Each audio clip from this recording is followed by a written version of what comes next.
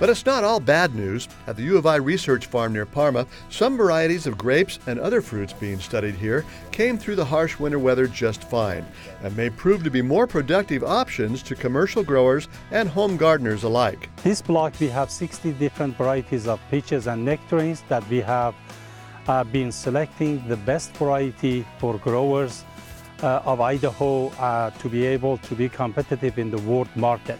But last winter's severe weather hit hard here too, forcing the cancellation of their annual Fruit Field Day. Temperatures here dipped to minus 21 degrees on a few nights last January. And that kind of temperature was cold enough to damage some crops, including peaches. And then we have varieties that they were growing okay, they looked okay, but in the middle of July, branches started to die, and they were showing the symptoms of the cold damage. So what can you do if you experience damage to your fruit trees?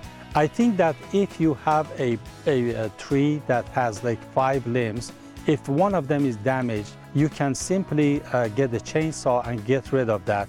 But if more than half of the tree is dead, or say 2 limbs out of 4 dead, it's probably time to replace that whole tree.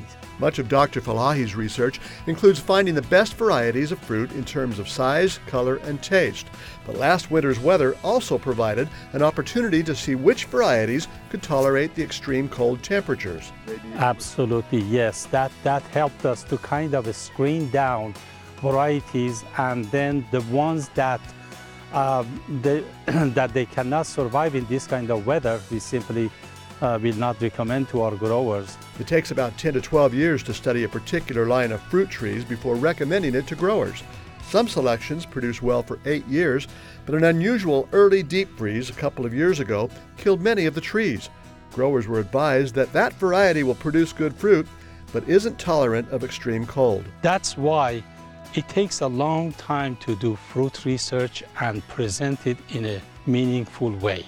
And their research isn't limited to the effects of cold weather. Some trees may not be that tolerant to the heat when they get extremely hot, and they may not be productive after a few years.